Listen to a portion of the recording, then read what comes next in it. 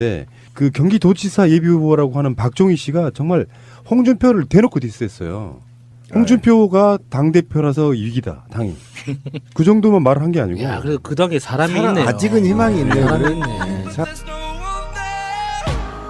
서울시장 선거 이야기인데 서울시장 선거에 관련된 부분은 아직까진 그렇습니다. 박원순의 3선에는 별 이상이 없다지만 정봉주 변수, 박영선, 뭐 오상호 이런 분들이 뛰고 있는 부분 여기에 사실상 민주당 경선이 본선이다는 이야기까지 나오고 있는데 한편에서는 이제 사실 서울시장 가져가는 게 지방선거의 4분의 1. 그렇죠. 심하게 표현하면 심정적으로는 반 정도 느낌이 있어요. 맞아요. 그래서 자유한국당이 이제 죄송해요 여러분 이런 표현 써도 뭘 될지 모르겠는데 짱구를 굴리다가 지금 홍준표가 밀고 있는 카드가 바로 이석연 전 법제처장 이분인데 이분 자체가 노무현 대통령 때도 좀 기억이 나고 그러는데 뭐 수도 관련한 이런 여러 가지 발언들도 좀 했고 이런 분이거든요. 근데 사실은 서울시장 카드를 내지 못할 정도의 분위기까지 왔었던 거예요. 불과 얼마 전까지 자유한국당에서는 오세훈 카드도 아닌 것 같고 황교안 카드도 아닌 것 같고 그러면서 안철수라는 인물이 언론에 의해서 급부상합니다.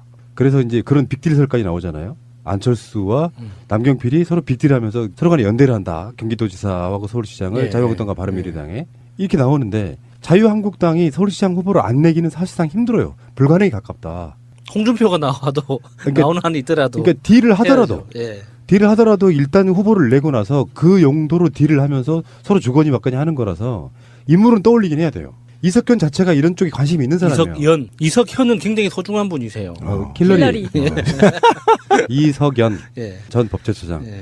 없는 인물 중에 본인도 하겠다고 하고 자유한국당에서 띄우겠다고 하니까 이석연이 누구냐고 실감이 오르더라고요. 그래서 한번 가져와 봤어요. 예, 근데 사람이면 한국당 후보로 못 나가죠. 예. 뜻이 있다는데요, 이 사람. 아니 뜻이 있다 하더라도 한국당은 서울시 후보를 안 내도 비난을 안 받아요. 예, 그냥 안 내도 돼요. 꼭 정당이라고 후보를 내야 할 이유는 없어요. 이게 또 이게 그 딱히 중요하진 않지만 이게 토막 상식 같은 건데 음. 법제처장이라고 하잖아요. 전 그렇죠. 법제처장이라는데 법제처가 뭐 하는 곳이냐? 이제 이걸 이제 잠깐 말씀드리면 제가 처음 법제처를 알았을 때는 그냥 우리나라 법률을 가장 최신 버전으로 유지해 주는 곳이라고 알고 있었어요. 정보를 제공하거나. 예, 법제처 홈페이지에 보면 법제처에서 검색되는 법률은 가장 최신판만 검색되거든요.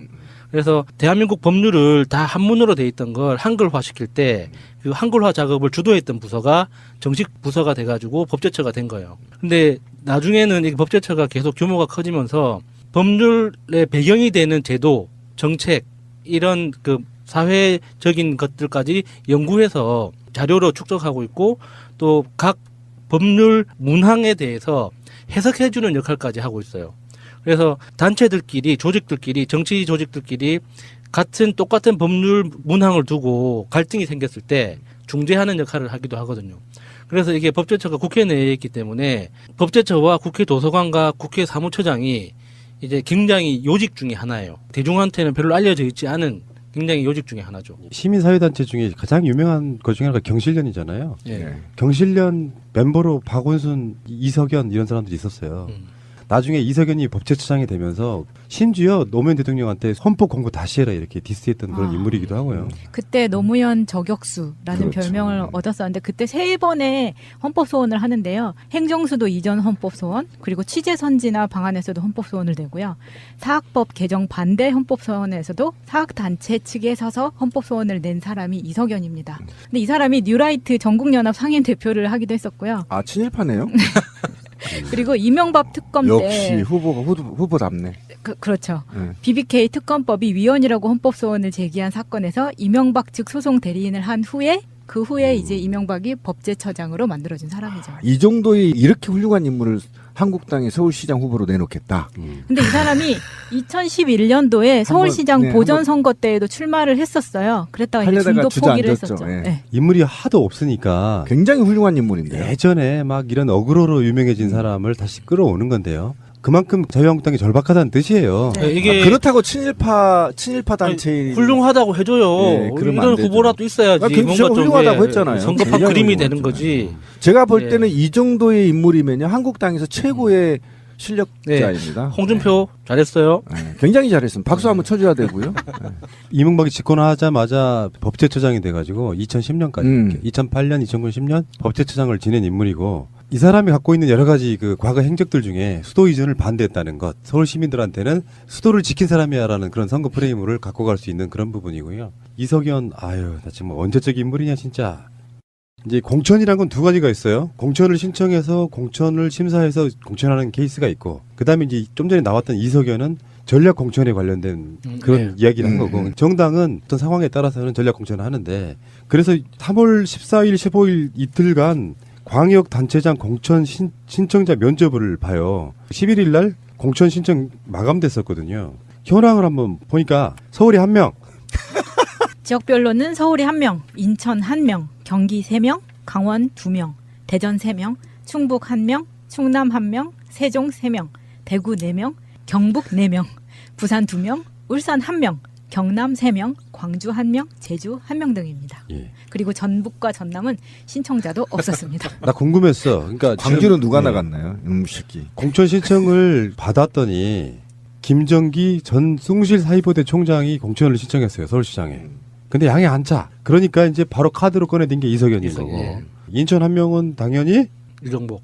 경기 3명은 지금 그분도 포함되어 있나요? 홍준표 앞에서 무릎 꿇고 자료 전달한 그런 분. 그분. 그 여자분요?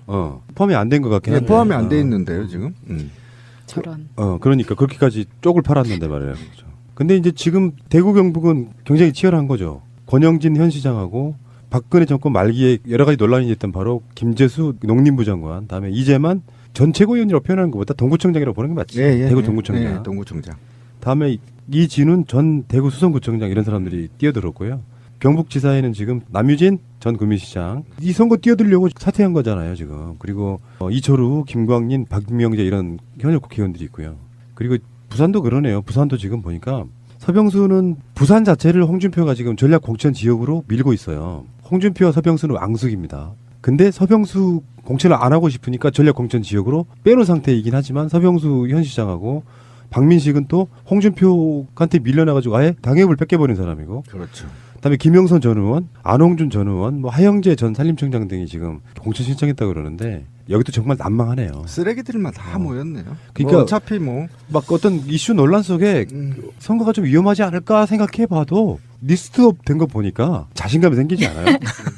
그러니까 겸손해야 됩니다. 어쨌든 이런 자들이 신청한 거 보니 제가 볼 때는 이제 자유한국당은 거의 패당 수준으로 갈 가능성이 굉장히 지금 높고요. 서울시장에 김정기 전 숭실사이버대 총장이라고 돼 있잖아요. 네. 이렇게 하니까는 감이 확 안 오는데 이 사람이 누구냐면 2008년에 상하이 총영사를 했던 사람이에요.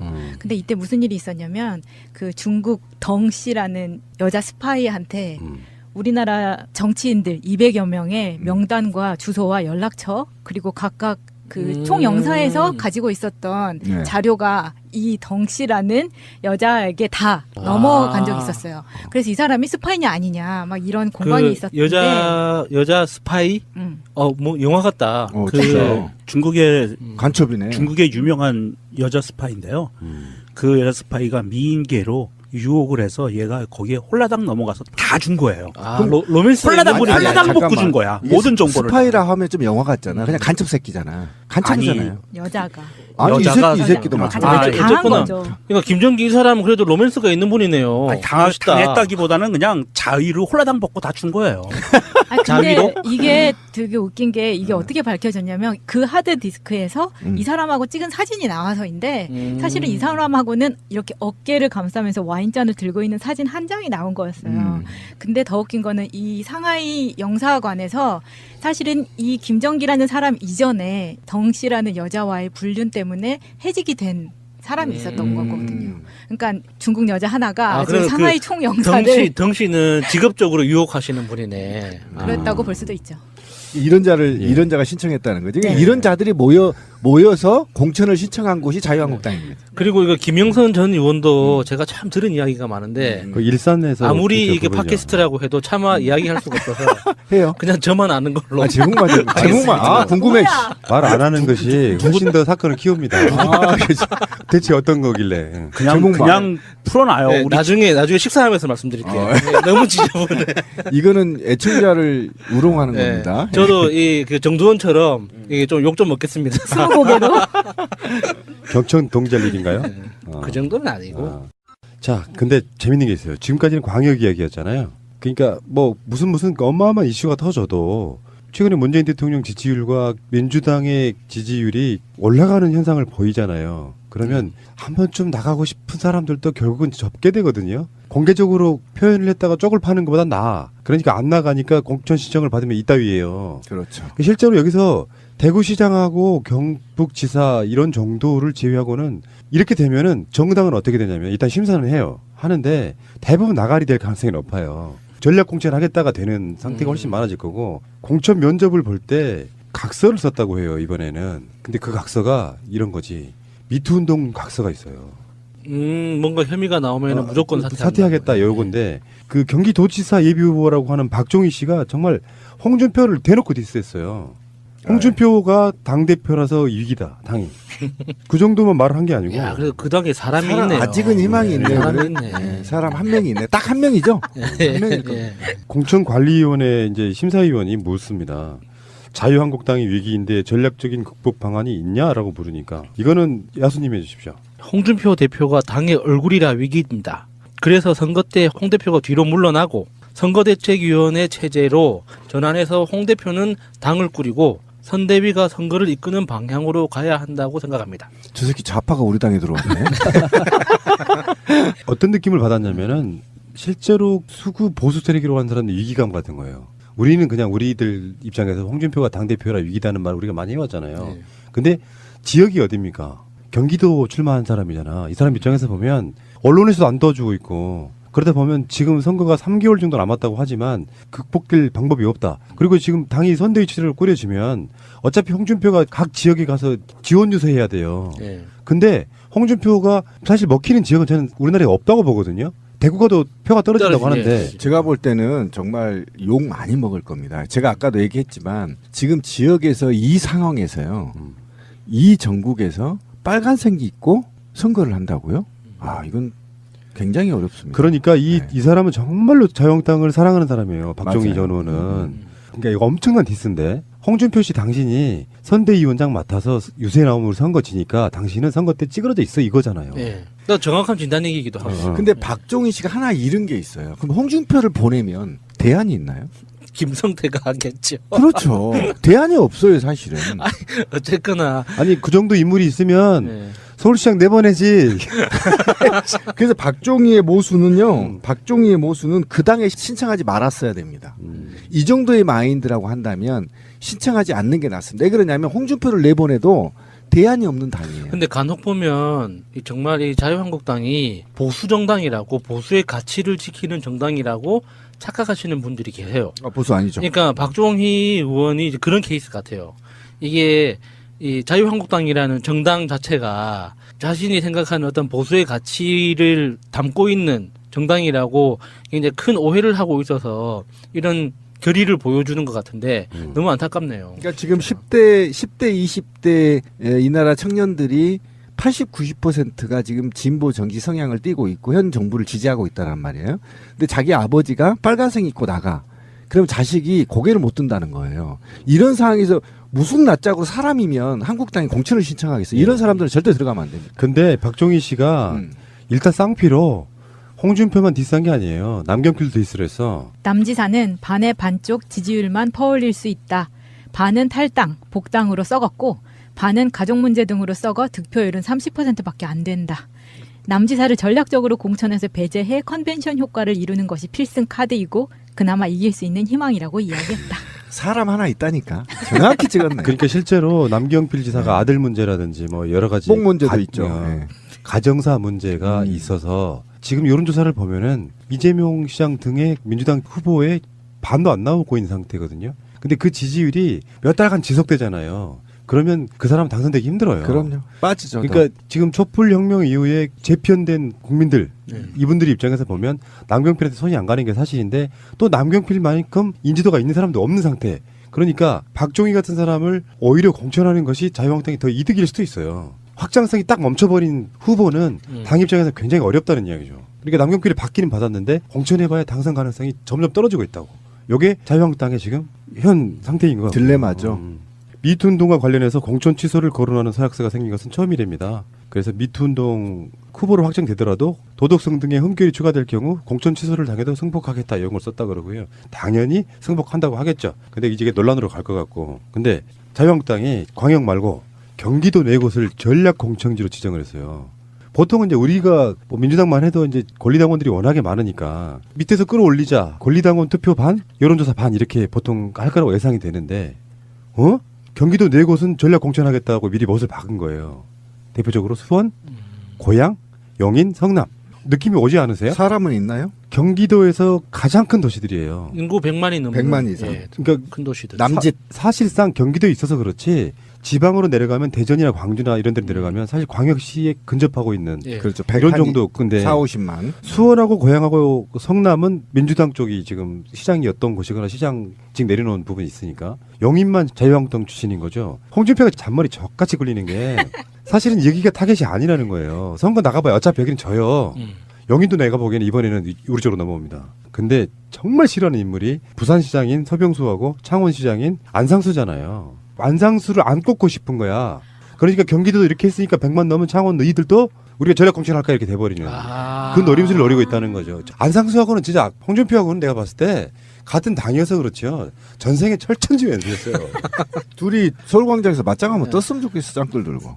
왜 이렇게 싸우는지 몰라. 창원도 100만 만들려고 마창진으로 합쳤죠. 다 합쳤잖아요. 합쳤죠. 그래서 100만 만들었는데 안상수가 난 더 웃기는 게 홍준표보다 더 일찍이 당대표를 했던 사람이야. 이명박 때. 보훈상수. 아우, 잘 나갔지. 근데 그 사람이 공천이 안 되니까 광역도 아니고 일개 도시에 시장으로 내려가서 월급 받아서 먹고 사는 그 인간의 어떤 추태도 정말 대단하다. 70이 훨씬 넘었어 이제. 꼬리 팍 내리고 살고 있죠 지금. 홍준표가 불행하게도 당대표가 돼버린 거 아니에요. 그렇죠. 우리는 보고 즐기면 되는 거죠. 특히 이 이번 경선이 이렇게 얼마만큼 재미있고 공정하게 되느냐, 뭐 이게 제일 핵심인데 자유한국당에서 사실 그 개자식들이 모여서 개 같은 짓을 한다고 해서 우리가 욕할 필요는 없어요. 그냥 개들끼리 그냥 이렇게 다는 거죠. 아니, 한 사람은 빼세요. 사람이 있네요. 아. 박종희 씨. 어쨌든 이번 지방선거에서는 통계도 그렇지만 제가 볼 때는 대구를 말고는 거의 다 뭐 자유한국당이 힘들 거다 이렇게 보거든요. 다들 그렇게 보고 있는 거잖아요. 네. 대구마저도 지금 흔들리고 있는 것이고, 그러니까 그런 문화가 있다는 거예요. 제가 만들어낸 문화가 아니에요. 그러니까 자유한국당에 신청하기도 꺼리는 이게 있다라는 거고요. 그다음에 내가 썩을 대로 썩어진 그 당의 후보를 내 손으로 찍는다는 것도 수치스럽다는 거예요. 이런 판에 이게 무슨 아무리 홍준표가 짱구를 굴려도 대안이 안 나와. 대안. 네, 그 경기도지사 예비후보라고 하는 박종희 씨가 정말 홍준표를 대놓고 디스했어요. 홍준표가 당대표라서 위기다, 당이. 그 정도만 말을 한 게 아니고. 야, 그 덕에 사람이 있네요. 아직은 희망이 있네요. 사람이 있네. 서울시장 선거 이야기인데 서울시장 선거에 관련된 부분은 아직까진 그렇습니다. 박원순의 3선에는 별 이상이 없다지만 정봉주 변수, 박영선, 뭐 우상호 이런 분들이 뛰고 있는 부분 여기에 사실상 민주당 경선이 본선이다는 이야기까지 나오고 있는데 한편에서는 이제 사실 서울시장 가져가는 게 지방선거의 4분의 1. 그렇죠. 심하게 표현하면 심정적으로는 반 정도 느낌이 있어요. 맞아요. 그래서 자유한국당이 이제 죄송해요 여러분 이런 표현 써도 될지 모르겠는데 짱구를 굴리다가 지금 홍준표가 밀고 있는 카드가 바로 이석연 전 법제처장 이분인데 이분 자체가 노무현 대통령 때도 좀 기억이 나고 그러는데 뭐 수도 관련한 이런 여러 가지 발언들도 좀 했고 이런 분이거든요. 근데 사실은 서울시장 카드를 중재하는 역할을 하기도 하거든요. 그래서 이게 법제처가 국회 내에 있기 때문에 법제처와 국회 도서관과 국회 사무처장이 이제 굉장히 요직 중에 하나예요. 대중한테는 별로 알려져 있지 않은 굉장히 요직 중에 하나죠. 시민사회단체 중에 가장 유명한 것 중에 하나가 경실련이잖아요. 예. 네. 경실련 멤버로 박원순, 이석연 이런 사람들이 있었어요. 나중에 이석연이 법제처장이 되면서 심지어 노무현 대통령한테 헌법 공부 다시 해라 이렇게 디스했던 그런 아. 인물이기도 하고요. 그때 노무현 저격수라는 그렇죠. 별명을 얻었었는데 그때 3번의 헌법 소원을 하는데요. 행정수도 이전 헌법 소원, 그리고 취재 선지나 방안에서도 헌법 소원을 내고요. 사학법 개정 반대 헌법 소원에서도 사학 단체 측에 서서 헌법 소원을 낸 사람이 이석연입니다. 근데 이 사람이 뉴라이트 전국연합 상임 대표를 하기도 했었고요. 아 친일파네요. 그리고 이명박 특검 역시 때 후보가 후보답네. 그렇죠. 네. BBK 특검법이 위헌이라고 헌법 소원을 제기한 사건에서 이명박 측 소송 대리인을 한 후에 그 후에 이제 이명박이 법제처장으로 만들어진 사람이죠. 이 정도의 이렇게 훌륭한 인물을 한국당의 서울시장 후보로 내놓겠다. 근데 이 사람이 2011년도에 서울시장 네, 보전선거 때에도 출마를 했었어요. 그랬다가 이제 하려다가 중도 포기를 주저앉았죠. 했었죠. 예. 네. 인물이 하도 없으니까 굉장히 훌륭한 인물인데요. 예전에 막 이런 어그로로 유명해진 사람을 다시 끌어오는 건데요. 그만큼 자유한국당이 절박하다는 뜻이에요. 네. 이게 그렇다고 친일파 단체인 훌륭하다고 해줘요. 예, 그러면 안 이런 되죠. 후보라도 있어야지. 아, 김수현 뭔가 좀, 훌륭하다고 예, 했잖아요. 선거판 굉장히 그림이 되는 훌륭했잖아요. 거지. 제가 볼 예. 때는 이 정도의 인물이면요 한국당에서 최고의 실력자입니다. 홍준표 잘했어요. 네, 굉장히 잘했습니다. 박수 한번 쳐줘야 되고요. 네. 이명박이 집권하자마자 법제처장이 돼가지고 2010년까지 2008년, 2009년, 10년 법제처장을 지낸 인물이고 이 사람이 갖고 있는 여러 가지 그 과거 행적들 중에 수도 이전을 반대했다는 것, 서울 시민들한테는 수도를 지킨 사람이야라는 그런 선거 프레임을 갖고 갈 수 있는 그런 부분이고요. 이석연, 아유, 나 지금 언제적 인물이냐 진짜. 이제 공천이란 건 두 가지가 있어요. 공천을 신청해서 공천을 심사해서 공천하는 케이스가 있고, 그 다음에 이제 좀 전에 나왔던 이석연 내지 못할 정도의 분위기까지 왔었던 거예요. 불과 얼마 전까지 자유한국당에서는 오세훈 카드도 아닌 것 같고, 황교안 카드도 아닌 것 같고, 그러면서 안철수라는 인물이 언론에 의해서 급부상합니다. 그래서 이제 그런 빅딜설까지 나오잖아요. 안철수와 남경필이 서로 빅딜하면서 서로 간에 연대를 한다. 경기도지사하고 서울시장을 예, 자유한국당과 바른미래당에 이렇게 나오는데 자유한국당이 서울시장 후보를 안 내기는 사실상 힘들어요. 불가능에 가깝다. 홍준표가 나와도 그러니까- 나오는 한이 있더라도 그러니까 딜을 하더라도 해야죠. 예. 딜을 하더라도 일단 후보를 내고 나서 그 용도로 딜을 하면서 서로 주거니 받거니 하는 거라서 인물은 떠올리긴 해야 돼요. 이석현 자체가 이런 쪽에 관심이 있는 사람이에요. 이석현은 굉장히 소중한 분이세요. 킬러리. 킬러리. 이석연 예. 전 법제처장. 예. 없는 인물 중에 본인도 하겠다고 하고 자유한국당에서 띄우겠다고 하니까 이석연이 누구냐고 실감이 오르더라고요. 그래서 한번 가져와 봤어요. 예, 근데 사람이면 한국당 후보로 못 나가죠. 예. 뜻이 있다는데요, 이 사람. 아니 뜻이 있다 하더라도 한국당은 서울시 후보를 안 내도 비난을 안 받아요. 예, 그냥 안 내도 돼요. 꼭 정당이라고 후보를 내야 할 이유는 없어요. 이게 또 이게 그 딱히 중요하진 않지만 이게 토막 상식 같은 건데 음. 법제처장이라고 하잖아요. 전 그렇죠. 법제처장이라는데 법제처가 뭐 하는 곳이냐? 이제 이걸 이제 잠깐 말씀드리면 제가 처음 법제처를 알았을 때는 그냥 우리나라 법률을 가장 최신 버전으로 유지해 주는 곳이라고 알고 있었어요. 정보를 제공하거나. 예, 법제처 홈페이지에 보면 법제처에서 검색되는 법률은 가장 최신판만 검색되거든요. 그래서 대한민국 법률을 다 한문으로 돼 있던 걸 한글화 시킬 때 그 한글화 작업을 주도했던 부서가 정식 부서가 돼가지고 법제처가 된 거예요. 근데 나중에는 이 법제처가 계속 규모가 커지면서 법률의 배경이 되는 제도, 정책 이런 그 사회적인 것들까지 연구해서 자료로 축적하고 있고 또 각 법률 문항에 대해서 해석해주는 역할까지 하고 있어요. 그래서 단체들끼리, 조직들끼리, 정치 조직들끼리 똑같은 법률 문항을 두고 갈등이 생겼을 때